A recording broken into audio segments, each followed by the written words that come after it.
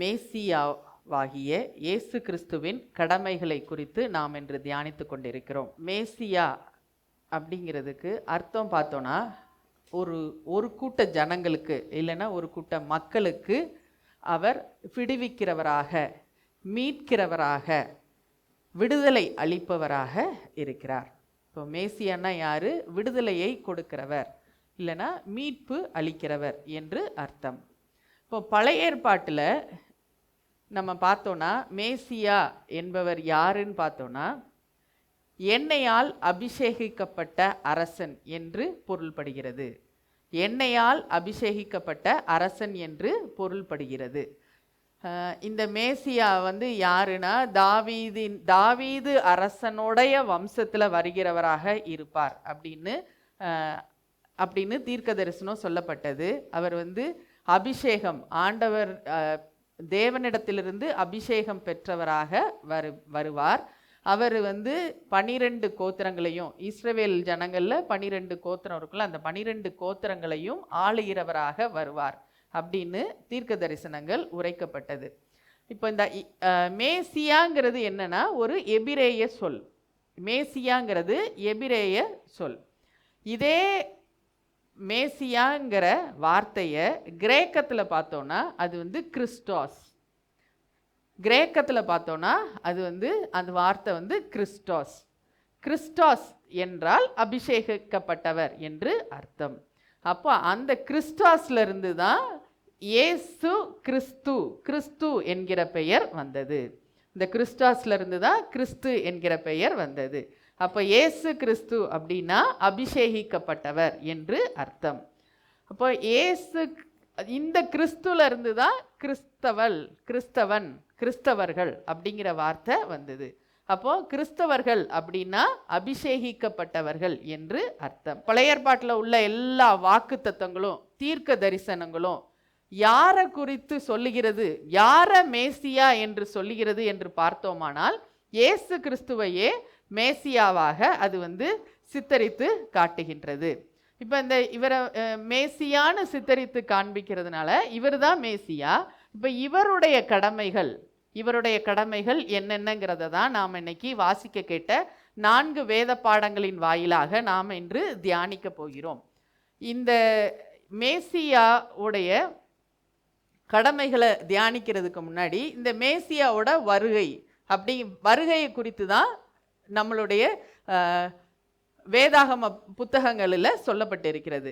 இப்போ இவருடைய வருகையை நாம் 2ஆக பிரிக்கலாம். ஒன்று முதலாம் வருகை, இன்னொன்று 2ஆம் வருகை. முதலாம் வருகை, 2ஆம் வருகை. இப்போ இந்த முதலாம் வருகையில் ஆண்டவராகிய மேசியாவாகிய இயேசு கிறிஸ்துவினுடைய கடமைகள் என்னங்கிறத தான் நாம் சங்கீதம் 146 பார்த்தோம், அடுத்து மார்க்கு 7 பார்த்தோம், அடுத்து யாக்கோபு 2வது அதிகாரத்தில் பார்க்குறோம்.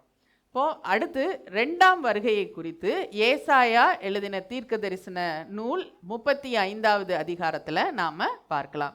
அப்போ முதலாவது வருகையில் அவர் மேசியாவாக வருவார் அப்படின்னு போட்ட உடனே இந்த யூதர்களில் என்ன நினச்சிட்டாங்க?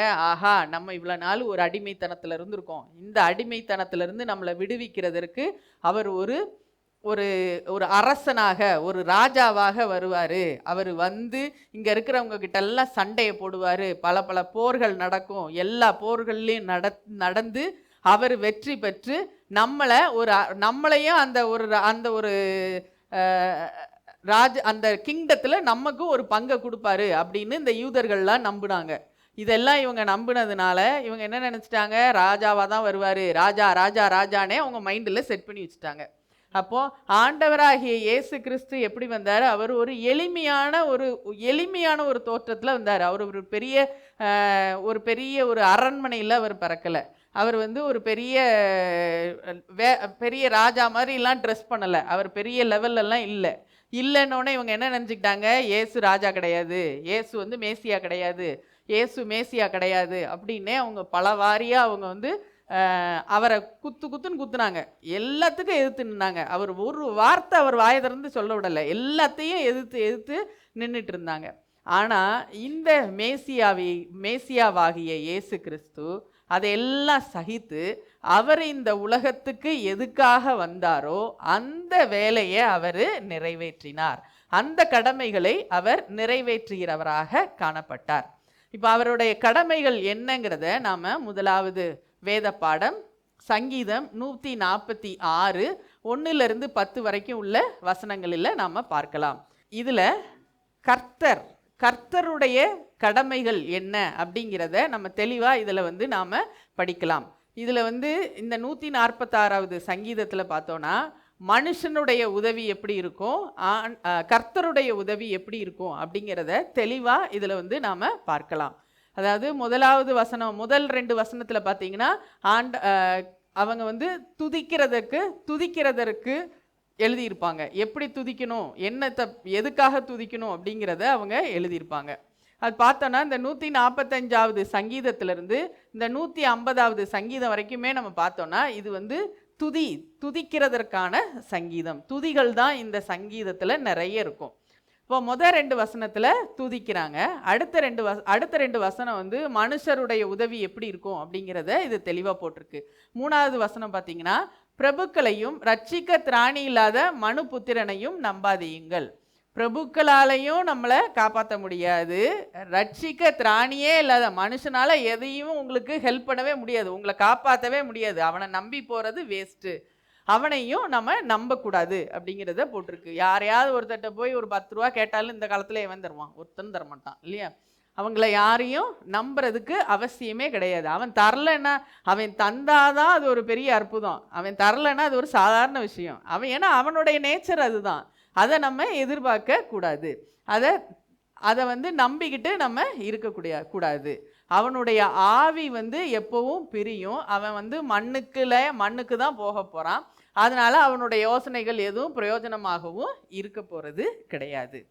அடுத்ததா ஆண்டவராகிய மேசியாவாகிய இயேசு கிறிஸ்துவுடைய கடமைகள் என்ன அப்படிங்கிறத அடுத்த வசனங்களில் போட்டிருக்குது. நம்ம நம்பிக்கையை எங்கே வைக்கணும்? யாக்கோபின் தேவனை துணையாக கொண்டிருந்து தன் தேவனாகிய கர்த்தர் மேல் நம்பிக்கையை வைக்க வேண்டும். கர்த்தர் மேலேயே நாம் நம்பிக்கை வைக்கணும். அவர் என்னெல்லாம் செய்கிறாரு பாருங்க. 7வது வசனம், அவர் ஒடுக்கப்பட்டவர்களுக்கு நியாயம் செய்கிறார். கஷ்டப்படுறவங்க, எதுவுமே முடியல அப்படின்னு ஒடுங்கி போய் இருக்கிறவங்களுக்கு அவர் தான் நியாயம் செய்கிறார். அநியாயம் எங்கெல்லாம் நடக்கோ அவர் நியாயத்தை நிலைநாட்டுகிறார். அடுத்து பசியாய் இருக்கிறவர்களுக்கு ஆகாரம் கொடுக்கிறார். பசியோடு இருக்கிறவங்களுக்கு அவர் தான் சாப்பாடை கொடுக்க போகிறார். இப்போ தேவையில் இருக்கிறவங்களுக்கு தேவைகளை சந்திக்க அவரால் மாத்திரமே முடியும், வேற யாராலையும் முடியாது. அவரால் மாத்திரம்தான் தேவைகளை சந்திக்க முடியும். அடுத்து பாருங்க, கட்டுண்டவர்களை கர்த்தர் விடுதலையாக்குகிறார். யாரெல்லாம் அடிமையாக இருக்கிறாங்களோ, எதுலெல்லாம் போய் கஷ்டப்பட்டு ஐயோ எனக்கு இனிமேல் விடுதலையே கிடையாது, நான் அவ்வளோதான் அப்படின்னு நினைக்கிறாங்களோ அவங்களுக்கெல்லாம் விடுதலை கொடுக்கறது யாரு?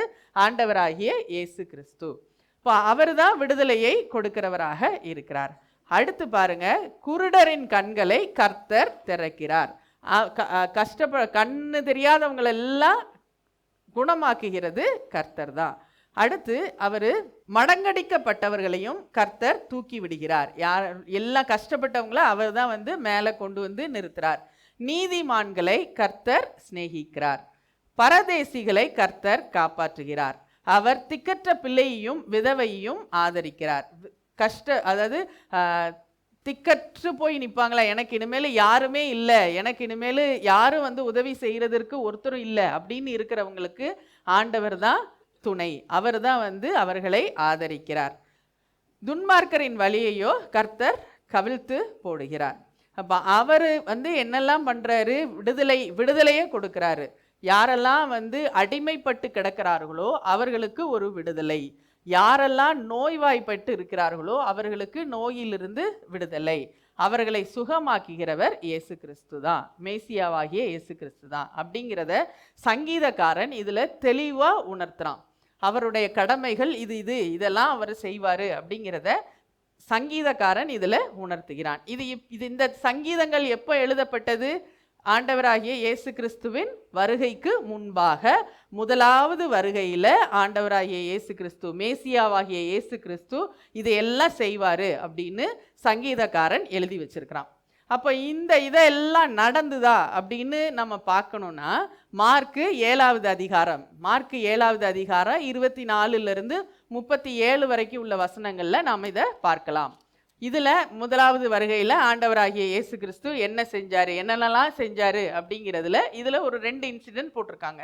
இந்த 2 இன்சிடென்ட் மூலமாக மேசியாவாகிய இயேசு கிறிஸ்துவுடைய கடமைகளை அவர் நிறைவேற்றினார் அப்படிங்கிறத நாம் இதில் தெளிவாக பார்க்கலாம். முதலாவது பார்த்தீங்கன்னா அவர் என்ன பண்ணுறாரு, ஒரு பிசாசு பிடித்த ஒரு பொண்ணுக்கு அவர் விடுதலையை கொடுக்குறாரு. அதுவும் அது எப்படிப்பட்ட பொண்ணுன்னு பாருங்க. அவர் என்ன பண்ணுறாரு, 24வது வசனம், அவர் தீரு சீதோன் பட்டணங்கள் வழியாக போய் அவர் வர்றாரு. வரும்பொழுது அங்கே பார்த்தீங்கன்னா கூட்டம், ஒரே கூட்டம். அவர் எங்கெல்லாம் இருக்கிறாரோ அங்கே கூட்டம் தான். ஏன்னா அவர் விடுதலையை கொடுக்குறவராக இருக்கிறார் இல்லையா. அவர் இந்த விடுதலையை கொடுக்கறதுனால அவரை சுற்றி சுற்றி எப்போவுமே கூட்டம் தான் இருக்குது. அப்போ அவர் வந்துக்கிட்டு இருக்கும் பொழுது அந்த பக்கம் ஒரு அம்மா வருது. அந்த அம்மா யாருன்னா சீரோபேனிக்கியா தேசத்தாளாகிய கிரேக்க ஸ்திரியாய் இருந்தாள். அவள் யூத ஜனம் கிடையாது, அவள் யூதன் கிடையாது.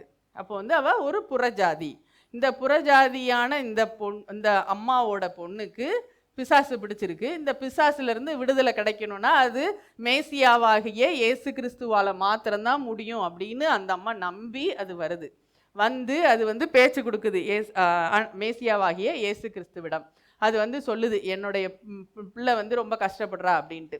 இதை கேட்ட உடனே இயேசு அவட்ட என்ன சொல்கிறாரு பாருங்க, 27வது வசனம்.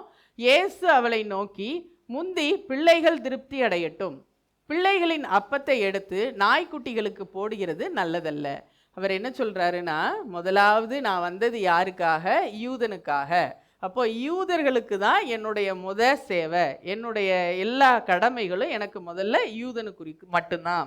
இப்போ இந்த யூதனுக்கு உள்ளதை எடுத்து கொண்டு போய் நான் நாய்க்குட்டிக்கு போட முடியாது. அதாவது சாப்பிட்டுக்கிட்டு இருக்கும்போது, மேஜையில் உட்காந்து சாப்பிட்டுட்டு இருக்கும்போது நம்மளோட பெட் அனிமல்ஸ் எங்கே இருக்கும், கீழே உட்காந்துருக்கோம் இல்லையா. அதே மாதிரி அந்த நாய்க்குட்டி, கீழே இருக்க நாய்க்குட்டிக்கு நான் சாப்பிடாம, என் மக்கள் சாப்பிடாம நான் இதை தூக்கி கொண்டு போய் நாய்க்குட்டிக்கு போட முடியாது அப்படின்னு அவர் சொல்கிறாரு. இதை சொன்ன உடனே நம்மளாக இருந்தால் என்ன இருப்போம், என்ன நாய்க்குட்டின்னு சொல்லிட்டாரு, என்ன நாயின்னு சொல்லிட்டாரு, இனிமேல் இவர் அற்புதம் எனக்கு வேண்டாம், இவருடைய ஹெல்ப் எனக்கு தேவையே இல்லை, நான் இனிமேல் செத்தாலும் இவரை பார்க்க போக மாட்டேன் அப்படின்னு நம்ம ஒரு பெரிய சபதம் போட்டிருப்போம்.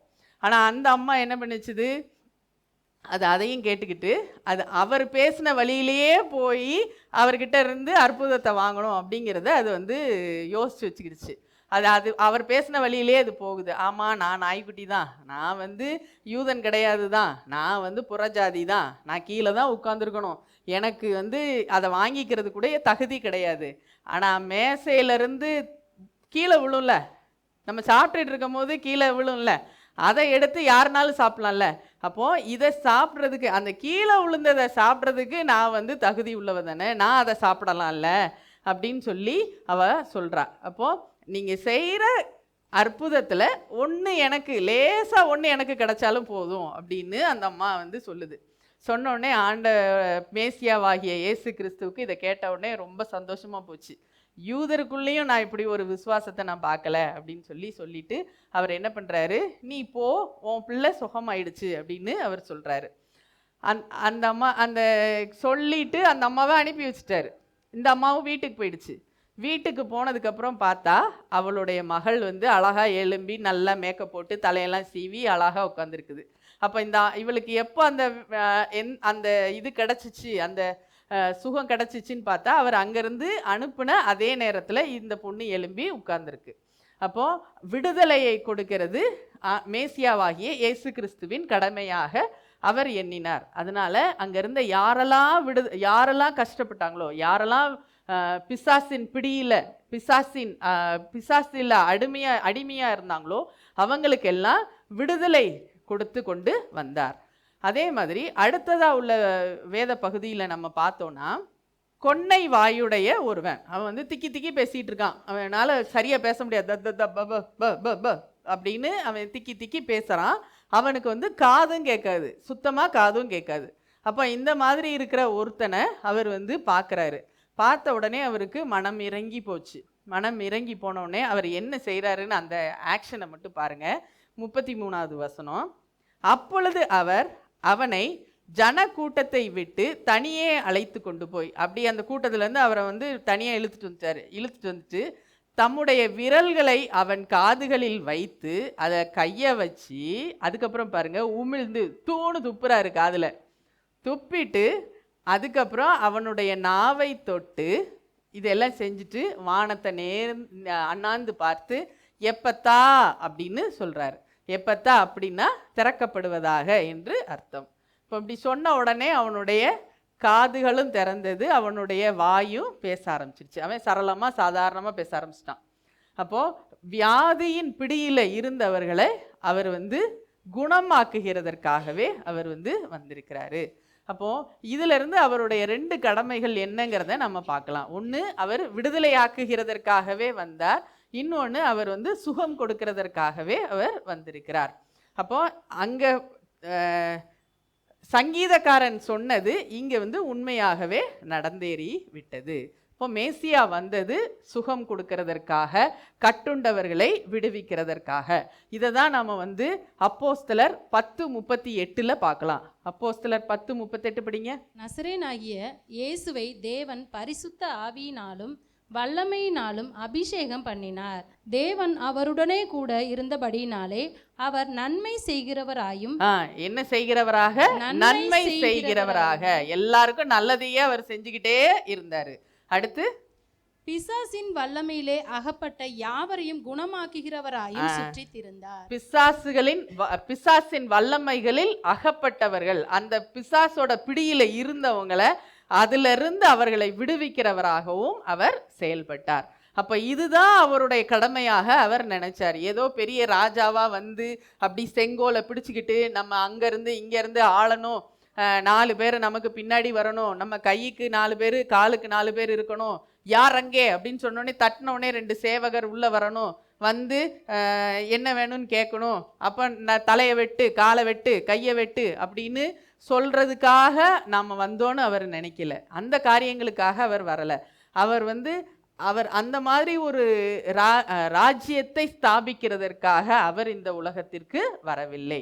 யாரெல்லாம் கஷ்டத்தில் இருந்தாங்களோ, யாரெல்லாம் ரொம்ப பிசாசின் பிடியில் இருந்தாங்களோ அவங்கள விடுதலையாக்குகிறதற்காக, அவங்கள அந்த கட்டுகளிலிருந்து வெளியே கொண்டு வருகிறதற்காக, யாரெல்லாம் வியாதியில் கஷ்டப்பட்டு இருந்தாங்களோ அவங்களுக்கு சுகத்தை கொடுப்பதற்காக, இதுக்காகவே தான் அவர் வந்தார்.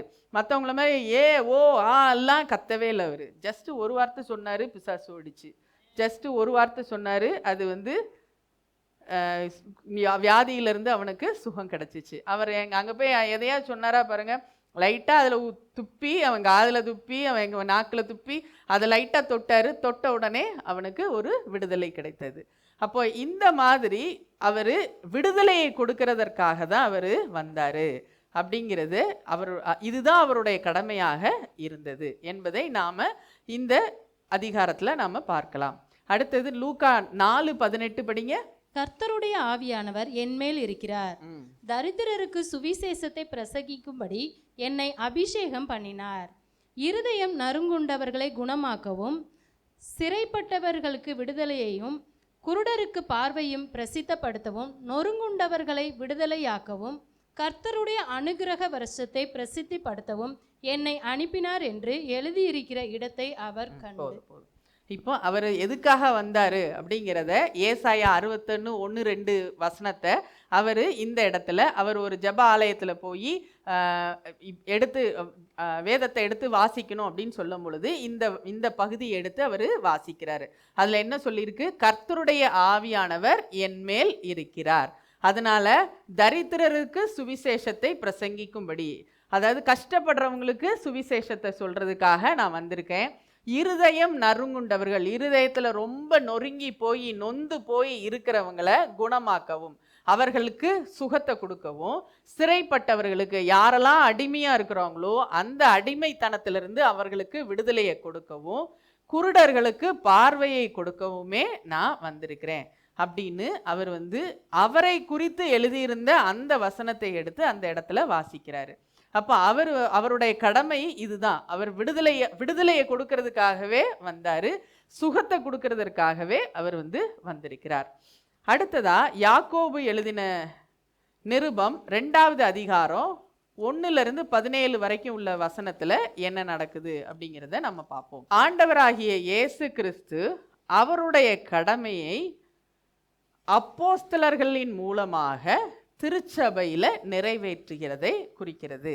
அப்போ என்ன அப்படின்னு இங்க பார்த்தோம்னா, முழுசா நம்ம வாசிச்சு பார்த்தோம்னா 1வது வசனம் அவர் என்ன சொல்றாரு, விசுவாசத்தை பட்சபாதத்தோட பற்றி கொள்ளக்கூடாது, பார்ஷியலா பார்க்கக்கூடாது. விசுவாசத்தை வந்து ஒரே சைடுல பார்க்கக்கூடாது, எல்லா சைடுலையும் இருந்து அதை கண்ணோக்கி பார்க்க வேண்டும். அப்போ அதுக்கு அவர் சொல்றாரு, ஒரு சபைக்கு வந்து நல்லா ட்ரெஸ் பண்ணி மேக்கப் போட்டு சும்மா 10,000 ரூபா பட்டு சேலையை கட்டிட்டு 2 நெக்லஸை தூக்கி கழுத்தில் போட்டுட்டு வரும் பொழுது அவங்கள பார்த்து, வாங்க சிஸ்டர், வாங்க வாங்க வாங்க, நீங்கள் நல்லா இருக்கணும், நீங்கள் அங்கே அங்கே ஐயா பின்னாடியா அப்படிலாம் போய் உட்காரக்கூடாது, வாங்க வாங்க முன்னாடி வந்து உட்காருங்க, இந்த சேர் சோஃபா உங்களுக்காகவே போடப்பட்டிருக்கு அப்படின்னு அவங்கள உட்கார வச்சுட்டு, கொஞ்சம் கஷ்டப்படுறவங்க ஏழையானவர்கள் வரும்போது, போதும் போதும் கடைசியில் உட்காரு, அங்கே அந்த சீட் ஃப்ரீயாக தானே இருக்குது, அங்கே போய் உட்கார வேண்டியது தானே, உன்னை யாருங்க முன்னாடி வர சொன்னா, உட்காரு உட்காரு உட்காரு அப்படின்னு நாம் அவர்களை பட்சபாதத்தோட பார்க்க கூடாது.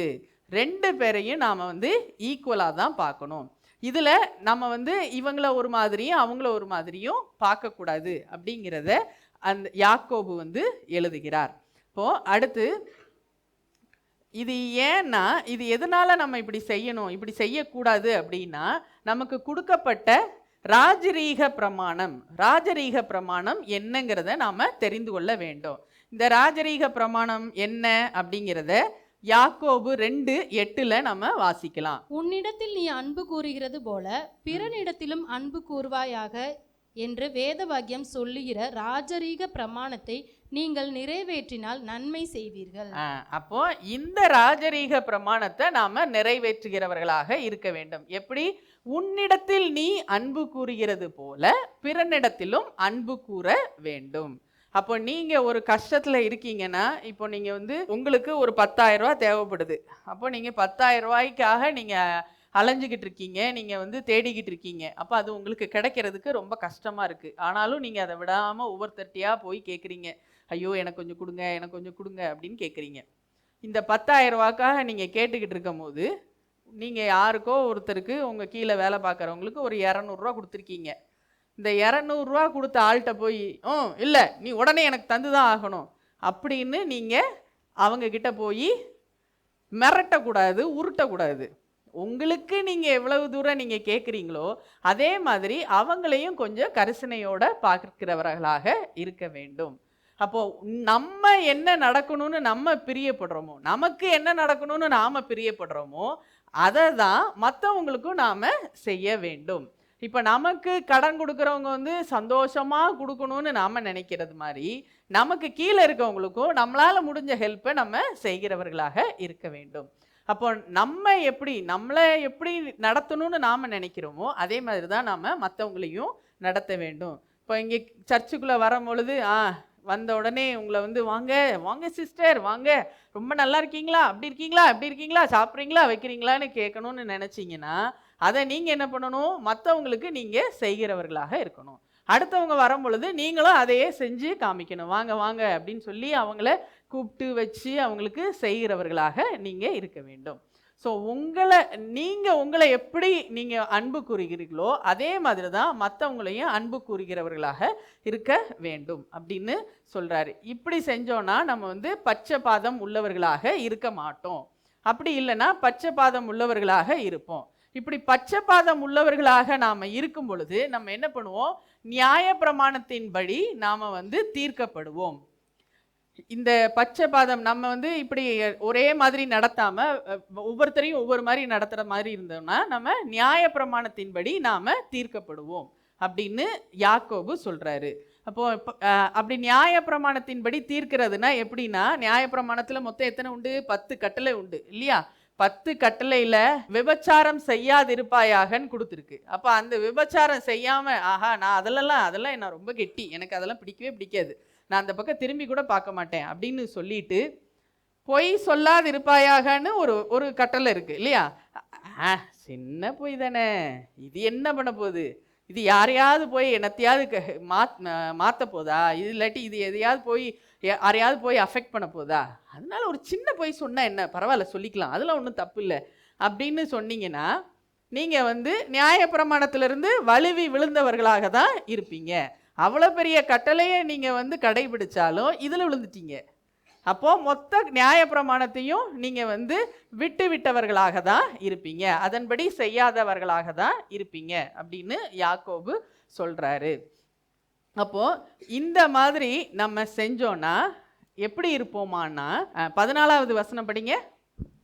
என் சகோதரரே, ஒருவன் தனக்கு விசுவாசம் உண்டென்று சொல்லியும் கிரியைகள் இல்லாதவனானால் அவனுக்கு பிரயோஜனம் என்ன?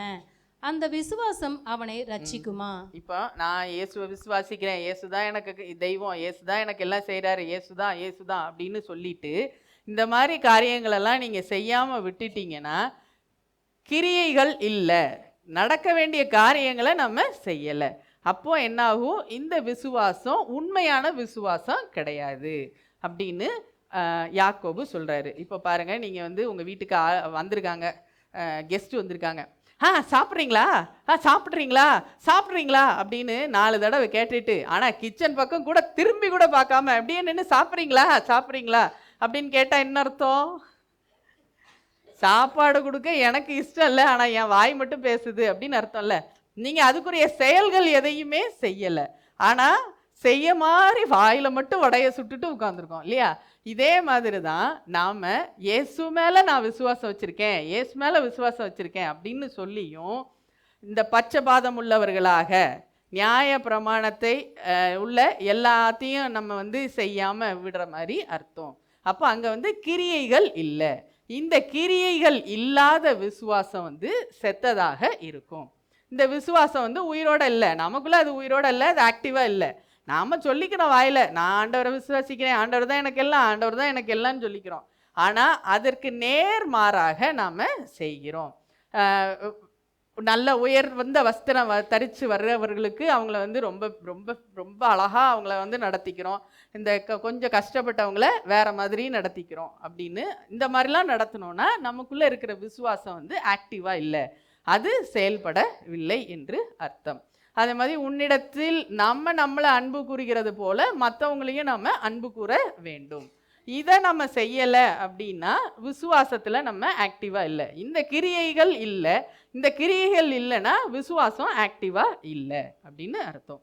அப்போது அப்போஸ்தலனாகிய யாக்கோபு மூலமாக மேசியாவாகிய கிறிஸ்து நமக்கு என்ன சொல்லுகிறார் அப்படின்னா, சகோதர ஸ்நேகத்தை நாம் அனுசரிக்கிறவர்களாக, சகோதர ஸ்நேகத்தை நாம் ஆதரிக்கிறவர்களாக இருக்கணும். எல்லாரையும் ஒரே மாதிரி பார்க்கணும், எல்லார் மேலேயும் ஒரே மாதிரி அன்பு கூறுகிறவர்களாக இருக்க வேண்டும் என்று சொல்லுகிறார்.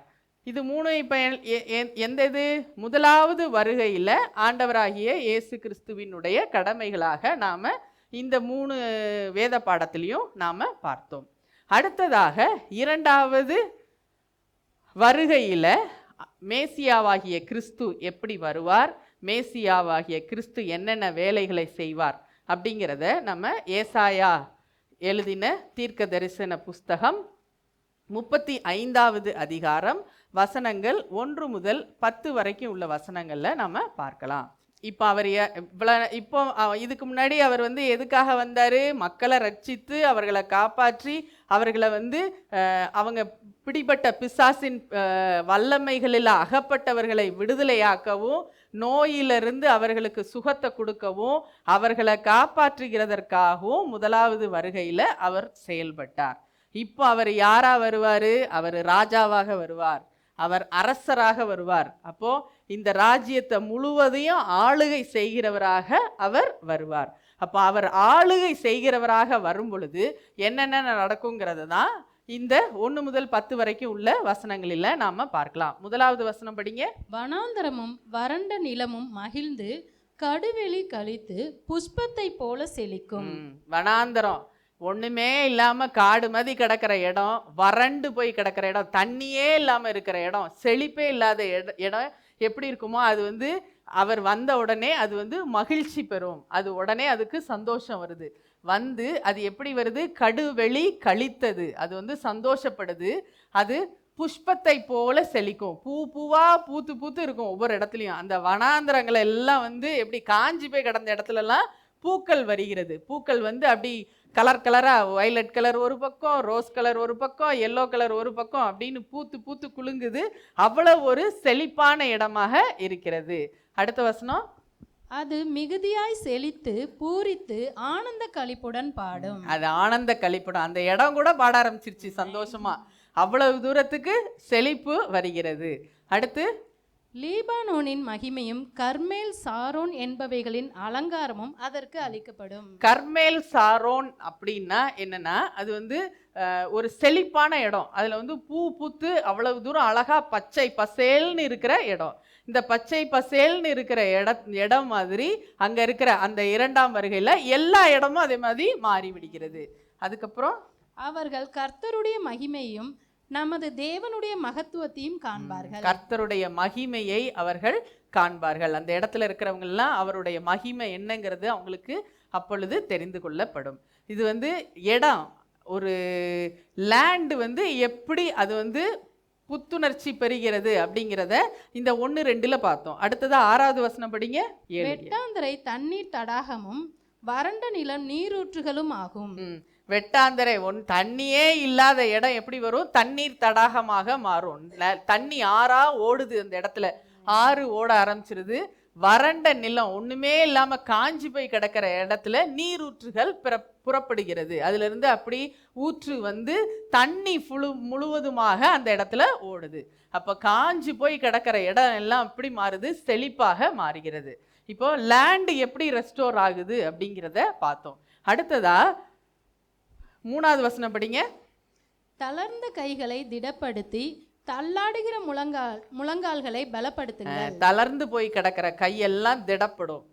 ஒண்ணுமே செய்ய முடியாம வீக்கா இருக்கிறவங்க எல்லாம் வந்து பலன் அடைகிறார்கள்.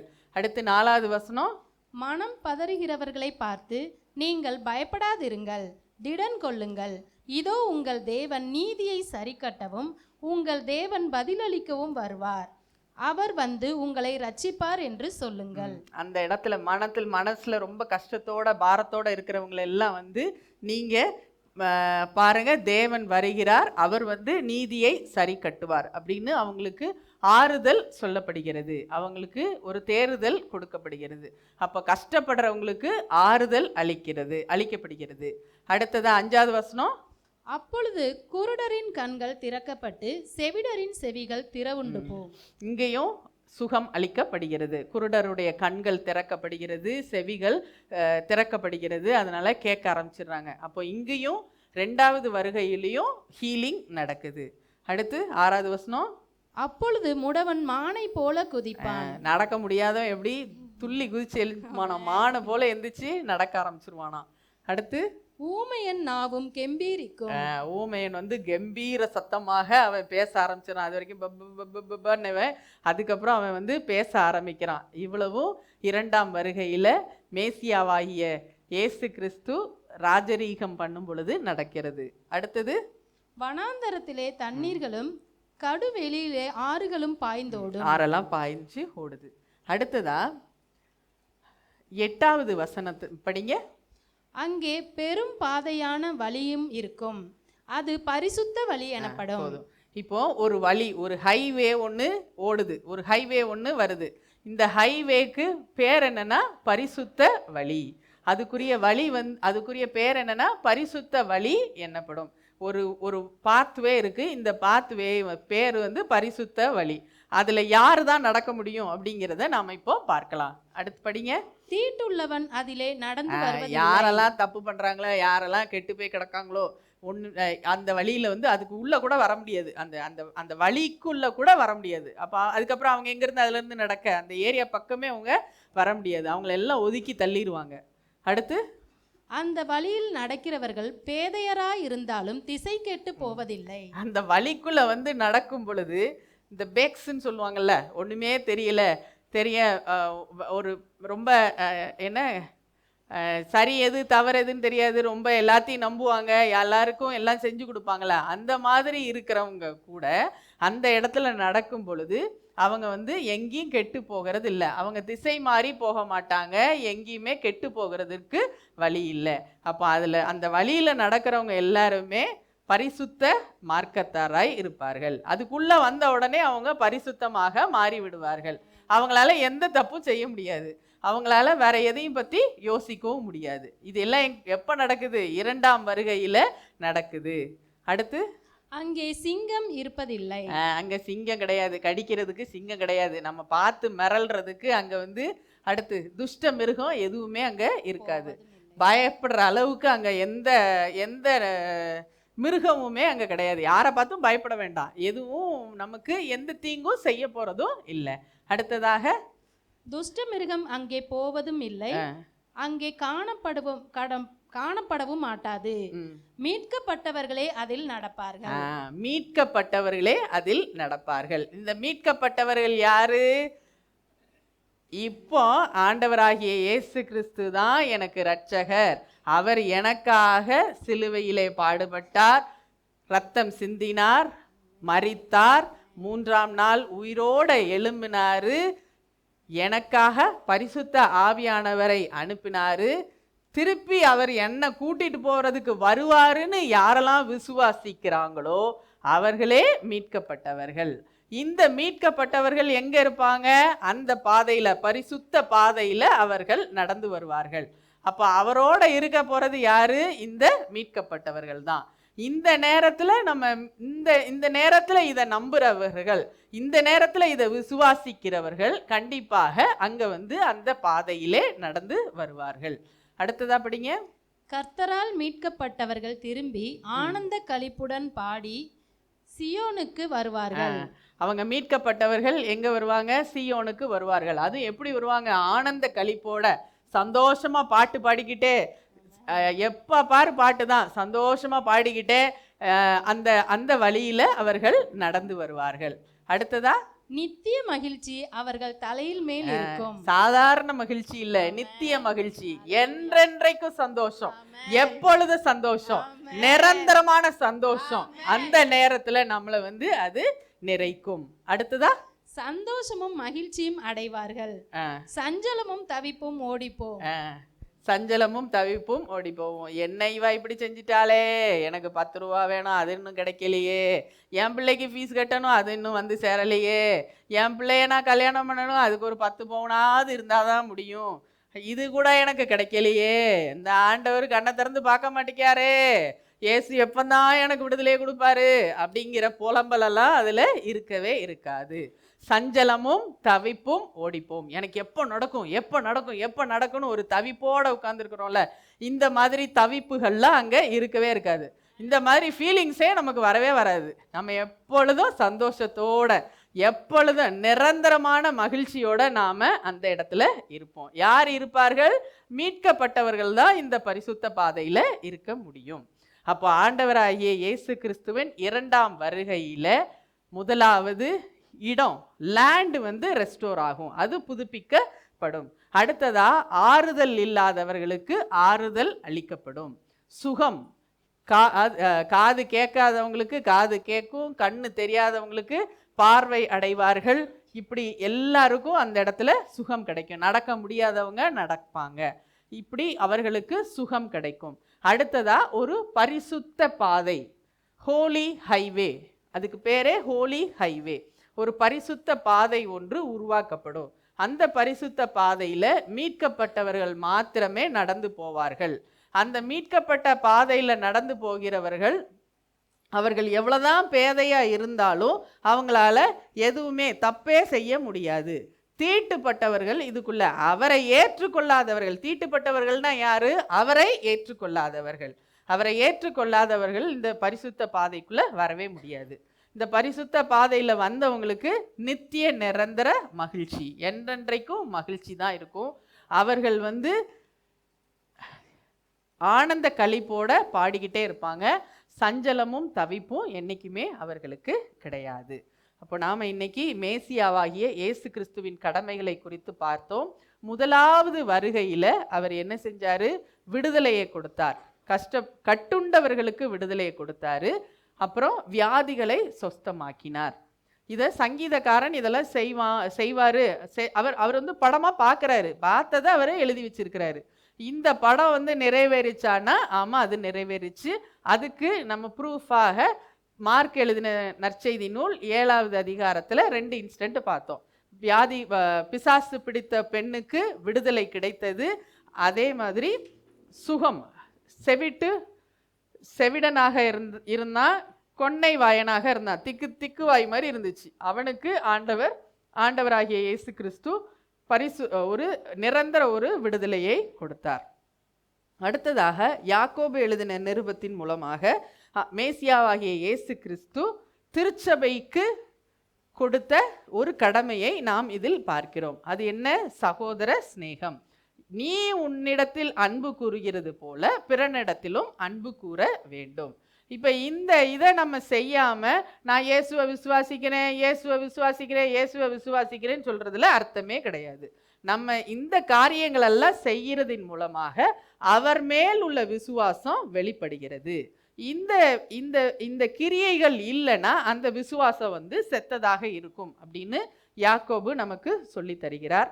அடுத்ததாக 2வது வருகையில மேசியாவாகிய இயேசு கிறிஸ்து வரும் பொழுது இடங்கள் முதலாவது புத்துணர்ச்சி பெறும். அடுத்து ஆறுதல் அளிக்கப்படும், சுகமாக்கப்படுவார்கள். அடுத்தது பரிசுத்த பாதைன்னு இருக்கு. இந்த பரிசுத்த பாதையில மீட்கப்பட்டவர்கள் நடந்து செல்வார்கள். இந்த மீட்கப்பட்டவர்கள் எப்பொழுதும் சந்தோஷம், நித்திய நிரந்தர சந்தோஷம் அவர்களிடத்தில் இருக்கும். சஞ்சலமும் தவிப்பும் அவர்களிடத்திலிருந்து ஓடி போகும். அது அவங்கள வந்து அணுகவே அணுகாது.